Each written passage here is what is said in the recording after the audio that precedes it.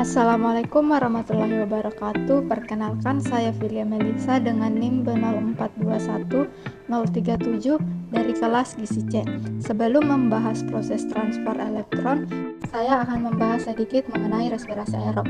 Untuk respirasi aerob sendiri, yang berfungsi untuk merombak glukosa sehingga menghasilkan energi dalam bentuk ATP dengan bantuan oksigen. Respirasi aerob di dalam sel terdiri dari 4 tahap, yaitu yang pertama ada tahap glikolisis, yang kedua dekarboksilasi oksidatif, yang ketiga siklus Krebs, dan yang keempat adalah transfer elektron. Nah, untuk pembahasan ini saya akan mengupas lebih lanjut mengenai tahap akhir, yaitu tahap transfer elektron.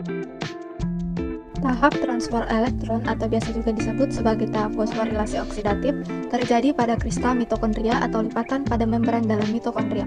Gambarnya bisa kita lihat berikut ini. Ini adalah gambar organel mitokondria, kemudian lakukan pada bagian dalam membran disebut sebagai kristal. Lipatan membran pada mitokondria atau kristal dapat memperluas permukaan membran sehingga memungkinkan untuk meningkatkan laju produksi ATP. Pada tahap transfer elektron dihasilkan ATP dengan jumlah paling besar dibandingkan tahap lain dalam respirasi aerob, yaitu 34 ATP. 34 ATP tersebut diperoleh dari hasil pelepasan elektron pada pengubahan molekul NADH menjadi NADH+ dan FADH2 menjadi FAD yang dihasilkan dari tahap sebelumnya.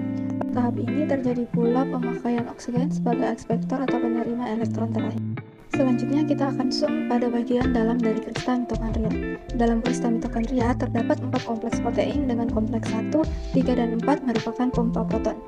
Pompa proton nantinya akan bertugas untuk mengeluarkan ion H+ dari matriks mitokondria menuju ruang intermembran.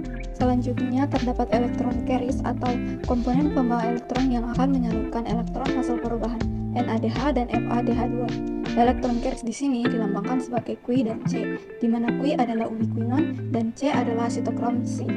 Kemudian terdapat pula komponen lain yaitu ATP sintase yang akan berfungsi mengubah ADP menjadi ATP. Baik, sekarang kita akan bahas satu persatu fungsi dari kompleks protein pada sistem mitokondria. Kompleks protein 1 berfungsi untuk mengubah NADH menjadi NAD+. Perubahan ini menyebabkan elektron terlepas dari NADH. Elektron tersebut akan bergerak menuju kompleks protein 1, kemudian menuju elektron carriers ubiquinon, dihantarkan menuju kompleks protein 3, bergerak menuju elektron carriers sitokrom C, dan masuk kembali melalui kompleks protein 4. Jalannya elektron dapat dilihat sebagai berikut. Elektron yang melewati kompleks protein 1, 3, dan 4 yang merupakan pompa proton akan mengaktifkan sistem transfer membran sehingga mengirimkan atau memompa air hidrogen dari dalam matriks mitokondria menuju ruang intermembran mitokondria.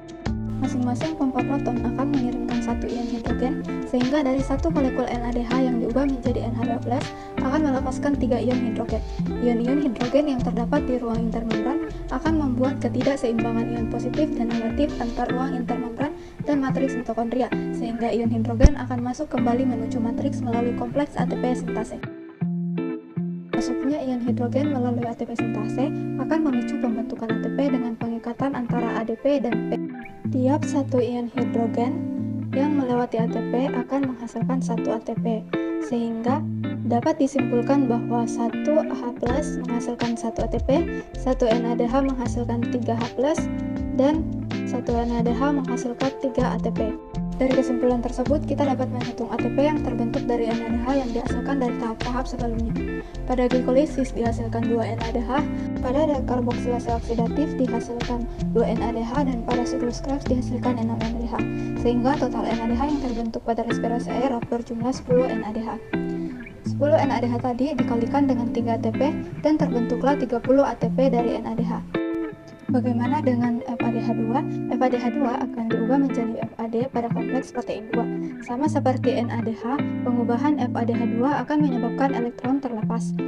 Elektron tersebut akan menuju kompleks protein 2, kemudian menuju elektron carrier ubiquinon, diantarkan menuju kompleks protein 3, bergerak menuju elektron carrier sitokrom C, dan masuk kembali melalui kompleks protein 4. Jalannya elektron bisa kita lihat sebagai berikut.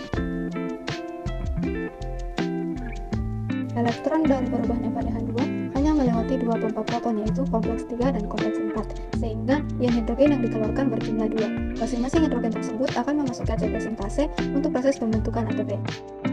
Dari proses perubahan FADH2 dapat disimpulkan sebagai berikut. 1 FADH2 menghasilkan 2H+, sehingga 1 FA2 akan menghasilkan 2 ATP. Dari kesimpulan tersebut, kita dapat menghitung ATP yang terbentuk dari FADH2 yang dihasilkan dari tahap sebelumnya. FADH2 hanya dihasilkan pada siklus Krebs dengan jumlah 2. 2 FADH tersebut dikalikan dengan 2 ATP dan terbentuklah 4 ATP. Dari hasil perubahan FADH2 menjadi FAD, sehingga total ATP yang dihasilkan dari transfer elektron dengan pengubahan NADH dan FADH adalah 34 ATP. Sebelumnya terjadi proses pelepasan elektron dari NADH dan FADH.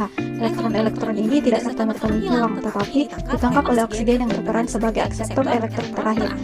Nah, elektron oleh oksigen akan memicu oksigen untuk berikatan dengan ion H+ dan menghasilkan uap air atau H2O. Jadi, hasil akhir dari transfer elektron adalah 34 ATP dan uap air.